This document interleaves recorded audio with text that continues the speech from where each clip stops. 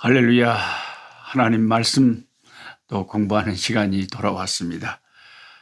오늘은 제가 사는 이 빅스버그라고 하는 남아공과 레소토 왕국의 국경 타운에서 한 300km 떨어져 있는 왕복 6시간 걸리는 사솔버그라고 하는 요하네스버그 밑에 있는 정유 도시입니다. 석유를 많이 만드는 그 사솔버그라고 하는 그 도시의 빈민가, 아주 가난한 사람들이 사는 곳. 그러니까 우리나라 60년대 깡통집, 정말 초라한 깡통집, 덕지덕지, 깡통도 새 깡통이 아니라 겁나게 헌 깡통집에 여러분 더운 여름에 그 깡통집에 들어가면 완전히 사우나탕도 아니고 얼마나 힘들겠어요.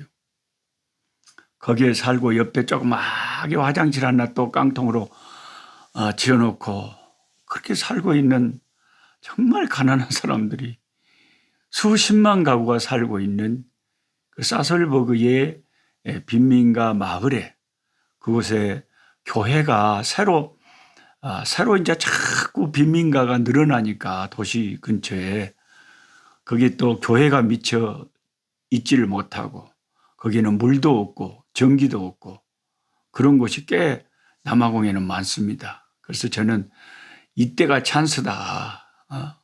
그래가지고 그곳에 빨리 교회를 세우고 가난한 사람들에게 복음이 잘 전파된다. 그 가난한 영혼들에게 복음 전파하고 거기 있는 아이들도 성경 가르치고 그곳에서 교회를 세워서 영혼들을 구원해야 된다. 그래서 제가 참 우리 가프카 신학교에 사랑하는 제 애제자 중 애제자인 모세 목사를 그곳으로 가라고 도전을 했습니다. 거기 가서 개척해라.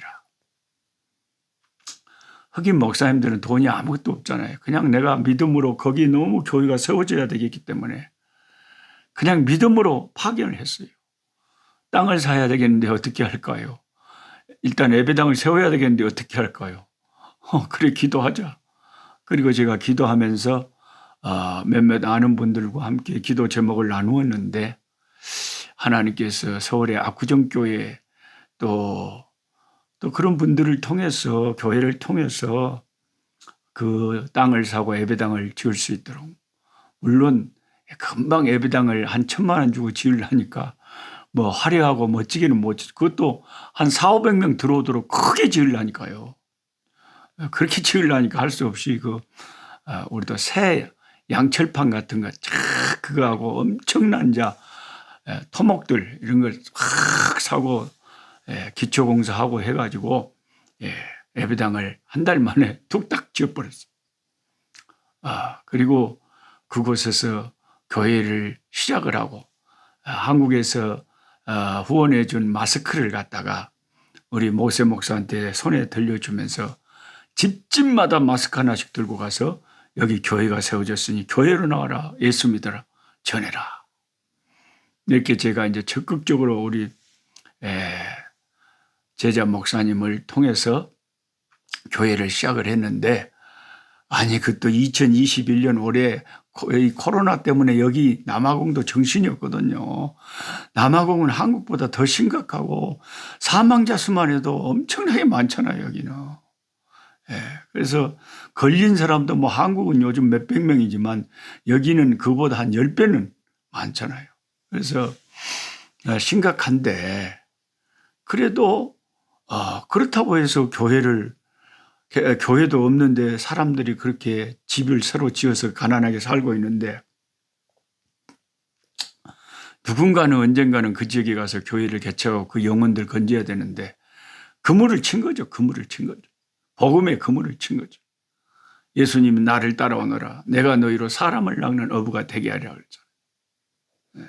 그래가지고 이제 한 2개월이 채 안 됐는데 예배당도 그동안 좀 초라하지만 세우고 땅이 얼마나 크게 하나님 주셨냐면요. 여기서 저까지 가로가 예배당 대지의 가로가 150m예요. 150m고 요거 세로가 한 5~60m 돼요. 그러니까 150 곱하기 50 해봐요. 그게 몇 평인지 나는 평소 그런 개념이 없으니까 내가 뭐 한국에서 땅을 가져본 적이 없어 그런 걸 잘 모르니까 모르겠지만 하여튼 일단 여기서 저까지 150m고 여기서 여기까지가 50m면 그러면 그 땅이 얼마나 크겠어요. 엄청 큽니다. 그래서 예배당을 짓고 오늘 제가 설교하러 갔어요. 설교하러 갔는데 한 50명 정도의 그 귀한 영혼들이 예배를 드리고 하나님 말씀을 전하는데 아멘 아멘 하는 거예요. 제가 수가성 여인이라고 하는 제목으로 말씀을 전했는데 수가성 여인은 세상에 그 물을 길러 야곱의 우물에 왔지만은 예수님께서 그 물은 다시 너를 목마르게 하지만은 내가 주는 물을 마시면 영생하도록 솟아나는 샘물이 된다. 예수님의 그 영생의 말씀을 듣고 이 여인이 예수님을 믿어서 그 여인이 마을 사람들까지 다 전도하는 역사가 일어났다.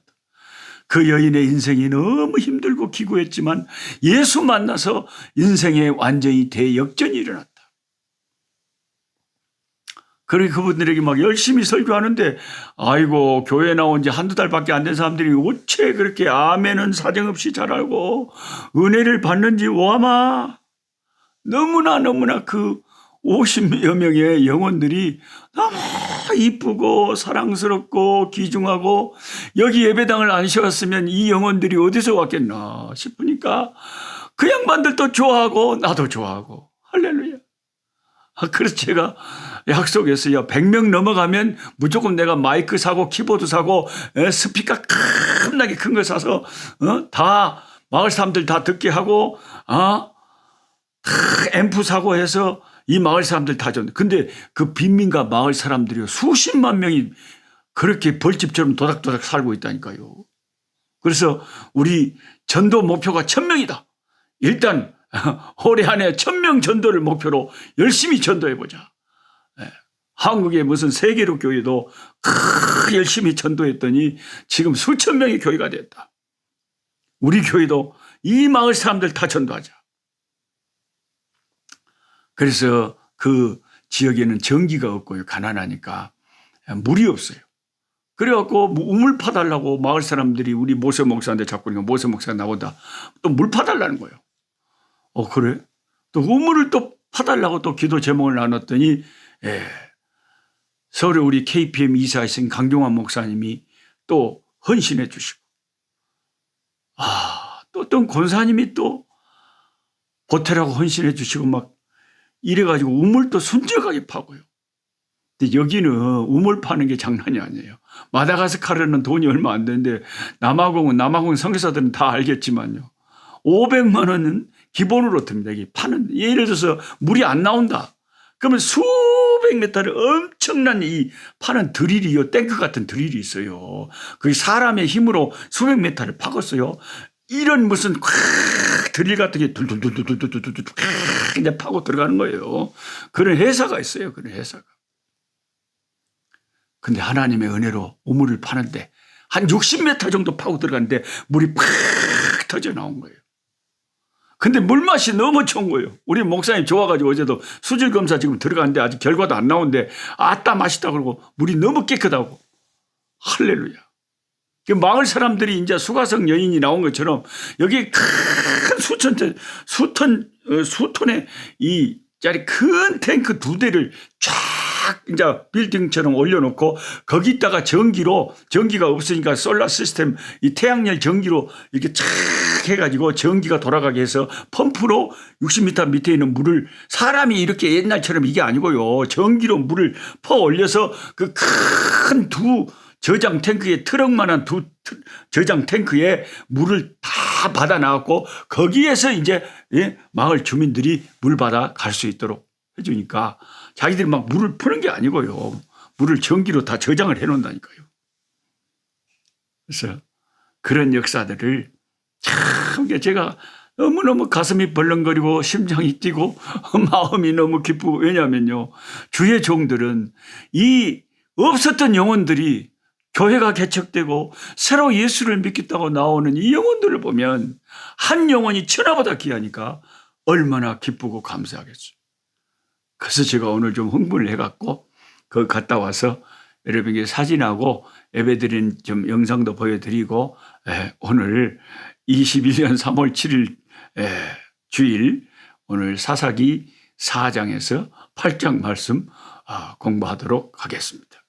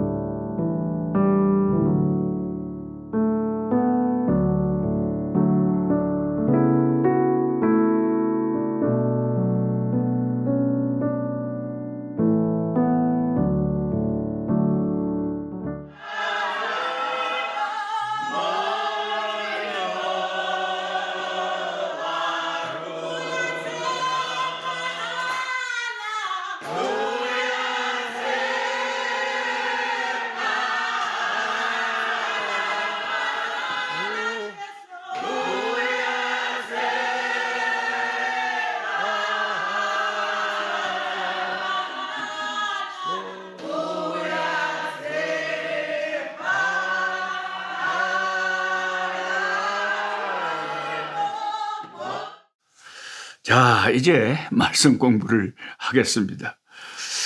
사사기 6장에 보면 오늘 본문이 사사기 4장부터 제가 8장까지 좀 길게 잡았어요. 근데 다 이게 기드온의 이야기이기 때문에 기드온의 참 놀라운 300용사가 적진을 미디안 수십만을 파하는 그런 놀라운 기적의 역사들이 쫙 나와 있기 때문에 이게 기드온의 역사들을 중심으로 사사기 4장부터 8장까지 오늘 조금 길지만은 그것을 읽는 것이 오늘의 분량입니다. 근데 기드온의 이제 4장에 보면은 여사사 드보라의 그런 행적이 나오고 5장에는 드보라와 함께 싸웠던 바락이 하나님을 찬송하고 노래하는 그런 노래가 나옵니다. 그리고 이제 6장부터 본격적으로 기드온이 등장하는 거예요. 근데 여러분도 읽어보시면 알겠지만 이 위대한 용사 기드온이 히브리 11장 믿음의 사람들의 그 명예의 전당이라고 할 수 있는 곳에도 사사 기드온이 나오는데 이 위대한 하나님의 사람이 사실은 자기는 므낫세 지파 중에서도 가장 작은 가문이고 또 자기 가족 가운데서도 자기는 가장 작은 자다 그랬어요. 6장 15절에 기드온이 천사에게 대답을 하는 거예요.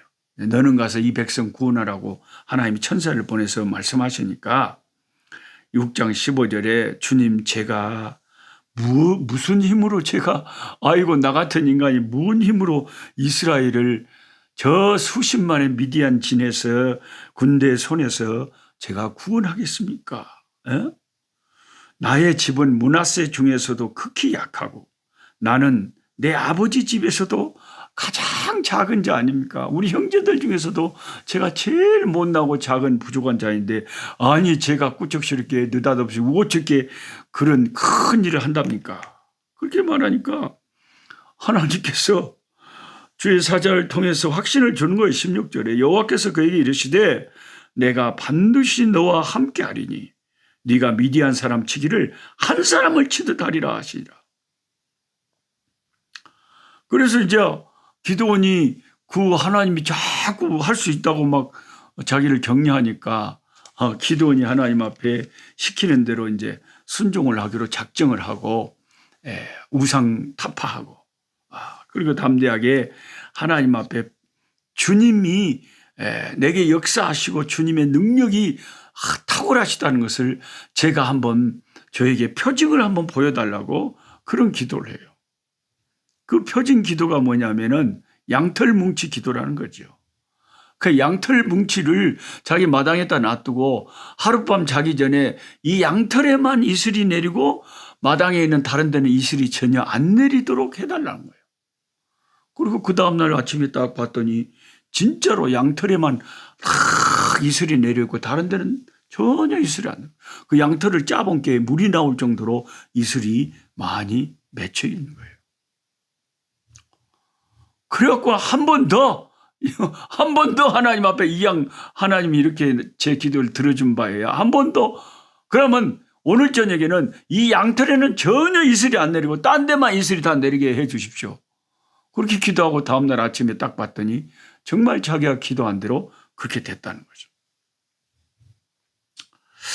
아마도 같이 성경 공부하고 있는 우리 예수 믿는 사람들 가운데 하나님 앞에 한 번쯤은 이런 비슷한 식으로 기도를 해본 경험이 있으신 분들이 있을 거예요. 네.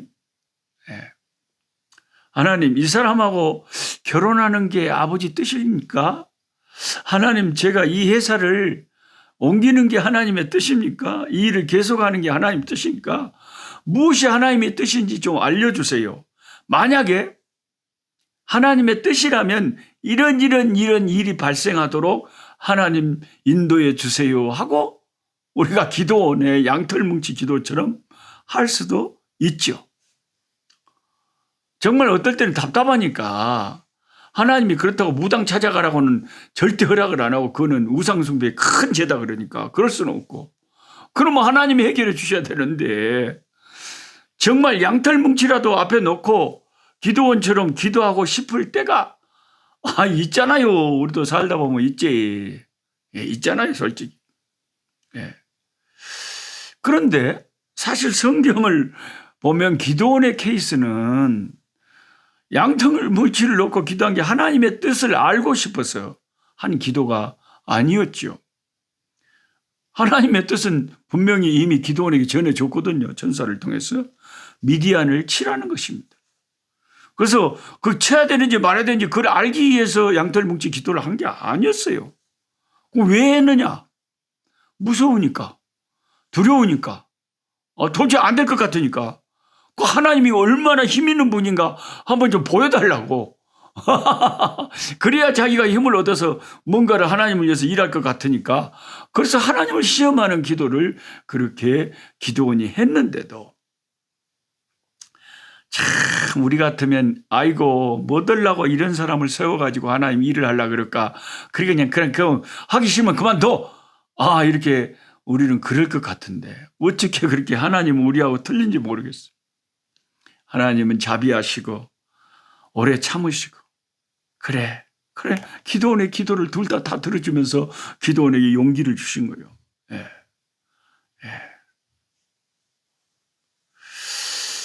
그런데 우리가 신앙생활 하면서 오늘 성경 공부에서 한 가지 여러분 꼭 이 기도원의 양털뭉치 기도에서 깨달아야 될 게 뭐냐 생각을 잘 하셔야 돼요. 근데 노 목사님 나도 기도원처럼 그렇게 기도를 진짜 꼭 우리가 무당에게 찾아가서 이럴까요 저럴까요 하면 귀신이 나와서 이래라 저래라 부채 도사처럼 하나님 앞에 그렇게 물어보고 하는 경우가 있지만은 대부분은 하나님이 응답을 안 하신다는 거죠. 아니 무당한테 가면 귀신은 시원하게 말을 해버리는데 왜 하나님은 내가 그렇게 기도를 해도 이래야 될지 저래야 될지 확실히 하나님이 확답을 안 주시는 경우가 우리에게는 대부분이에요. 물론 뭐 예수전도단이나 특별한 그 은사가 있으신 분들을 보면 직통 응답을 잘 받죠. 뭐라고 기도하니까 하나님은 막 방언으로 하면서 이렇게 말씀하십니다. 그래갖고 바로 그냥 직통 응답이 올 때도 있지요. 그런 사람들을 우리는 가끔 부러워요. 하나님의 음성을 직접 착착착착 그렇게 하나님이 들려주시니까 그 사람들은 얼마나 좋겠어요. 그런데 대부분의 그리스도인들에게는 그렇게 하나님이 역사를 안 하신다는 게 이제 우리가 어떨 때는 깝깝한 거죠. 하나님이 우리가 모세오경에서 이미 공부했듯이 하나님은 무당을 싫어하거든요. 그렇다고 뭐 기독교 무당을 하나님 좋아하실 거가요? 아니죠. 예. 몇 년 전에 어떤 아주 방언을 나름대로 유창하게 하는 아주 요상한 선지자라고 여자가 나와갖고 유튜브에다가 대고 뭐라 그러냐면 올 12월에 한반도에서 전쟁이 발발하니까 존말할 때 빨리빨리 피해라. 그래가지고 그 유튜브를 보고 그 여자의 애언을 듣고 수백 명이 그 말 듣고 필리핀으로 피난 갔답니다. 수백 명이. 뭐? 정신 나간 사람들. 정신 나간. 그런 사람들이 은사로 막 방을 막 해버리고 그냥 이렇게 사람들이 혼돈되고 확 휩쓸리는 거예요. 확 휩쓸리는. 그래서 저와 여러분은 그런 거 좋아하지 말고 좀 신앙의 색깔을 좀 건전하게 갖자 그 말이에요. 오직 예수, 오직 성경, 오직 교회, 교회 중심, 하나님 중심, 성경 중심 이런 신앙의 뼈대를 분명하게 갖고 누가 뭘 봤네 뭐네 꿈을 꿨네 그런 건 너무 관여하지 말고 하나님의 말씀으로 충분하고 예수로 충분하고 주님의 교회 중심으로 잘 질서를 지키면서 하나님을 섬기는 신앙이 참 중요하다는 거예요. 꼭 하나님이 양털 뭉치에 이슬을 내려주고 안 내려주고 그렇게 안 하시더라도 저와 여러분은 기도원처럼 그렇게 하나님을 시험하지 말고 기록된 하나님의 말씀을 내가 기쁨으로 받아들이고 아멘 할렐루야 이것이 하나님이 기뻐하신 일이라면 그게 하나님의 뜻인 줄 알고 믿음으로 나아가서 행하면 믿음의 역사가 일어나는 거죠. 두렵고 떨리면은 하나님을 시험할 필요 없이 하나님 저 못하겠습니다 하면 되는 거고 하나님은 할 만한 사람을 찾아서 하실 거니까요. 근데 기도원을 통해서 역사하시는 하나님을 오늘 본문에서 사사기 4장에서 8장까지를 읽으면서 와 역시 하나님은 좀 한결같이 약한 자, 두려워하는 자 우리 인간적인 상식으로 저 사람을 저렇게 하나님이 크게 쓸 이유가 없는데 하는 별 볼 일 없는 사람을 들어서 크게 쓰심으로 하나님이 사람으로 자랑하지 못하게 하는구나. 고린도전서 1장의 말씀처럼 우리를 부르심을 보라. 우리 가운데 학벌 좋은 자가 많지 않고 돈 많은 자가 많지 않고 언변 좋은 자가 많지 않고 잘난 사람이 많지 않고 다 못나고 부족하고 가난하고 연약한 우리를 하나님이 부르시고 하나님 백성으로 택해서 다른 사람들을 전도하게 하고 하나님께 영광 돌리는 삶으로 우리를 부르셨다. 우리 하나님은 너무나 고맙고 너무나 감사. 또 이런 하나님을 생각하면 우리가 얼마나 겸손해져야 되겠습니까? 하나님은 잘난 사람은 잘 쓰기 싫어해요. 기도원처럼 정말 겁쟁이 같은 기도원을 하나님은 세웠어. 그것도 수만 명의 용사들 말고 300명만 딱 간추려가지고 그들의 힘으로 이겼다는 자랑을 못하게 하려고. 사람으로 자랑하지 못하게 하려 합니다. 오직 주님만 자랑하게 하시려고. 하나님께서는 이렇게 연약한 자를 통해서 위대한 역사들을 오늘도 펼쳐가고 있습니다. 하나님께서 저와 여러분같이 부족한 자들을 통해서 잃어버린 영혼들을 건지고 세계 선교에 동참하게 하고 섬기는 교회에 충성하게 하고 열매 맺게 하고 하나님께 영광 돌리게 하고 우리의 자녀들이 우리의 기도와 우리의 헌신과 우리의 하나님 섬김을 통해서 하나님을 알게 되고 하나님을 섬기는 자로 나아가게 되는 그런 열매들만 해도 얼마나 감사합니다. 하나님이 이렇게 다육이처럼 제가 항상 다육이 앞에 놓고 장미꽃 앞에 놓고 요즘에 계속 촬영하잖아요. 너무 이쁘니까. 다육이는 하나님께서 우리를 너희가 창세기 1장 말씀 생육하고 번성해라. 땅에 충만해라. 땅을 정복하라. 이 다육이는 하나님의 번성의 상징입니다. 이 장미꽃은 하나님의 창조의 아름다움, 우리를 얼마나 아름답게 지으셨는가. 우리가 이런 믿음을 가지고 항상 나는 안 돼, 나는 부족해 그러지 말고, 아니야, 기도원도 부족했지만 하나님이 쓰시니까 300명밖에 안 되는 그 용사를 가지고 수십만의 미디안을 하나님이 역사하니까 깨부숴 버렸어. 나 같은 인생도 기도원의 300명이 한 용사가 돼서 하나님의 나라에 큰 정권을 세우고 하나님 앞에 서서 큰 상급을 받으면 얼마나 영광스럽고 감사하겠습니까? 오늘 여러분에게 이와 같은 여러분의 인생에 큰 하나님의 쓰여지시는, 쓰임받는 축복이 임하시기를 축원합니다. 기도하겠습니다. 하나님 아버지 감사합니다.